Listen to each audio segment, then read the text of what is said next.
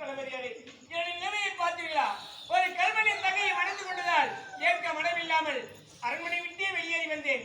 இங்கு உணவின்றி கட்ட ஆடையின்றி பசியோடும் இந்த நடுவீதியில் அழைந்து கொண்டிருக்கிறேன். பரதேசியாக என்ன பண்றா பாவம் இடவர்த்தனம் என்ற கதி பத்தியா இதெல்லாம் காரணம் ஏதோ ஒண்ணு. ஐயோ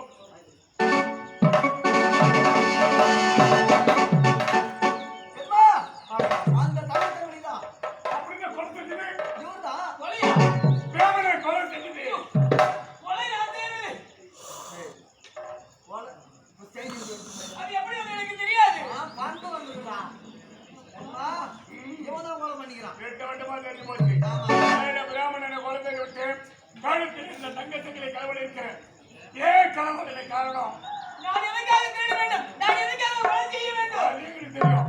6வது வயதில் இந்த மனமேடையிலிருந்து கழுத்தில் இந்த வாளை வீசி எறிந்து விட்டு இந்த மனமேடைக்கு தேவையில்லை, கல்வன் தங்கச்சி தேவையில்லை என்பதற்காக வெளியேறி வந்தவனே. உண்மைதான். பொண்ண உணவின்றி நட்டில் தெருவில் படுத்துன்னு போது தெரிஞ்சு போச்சு.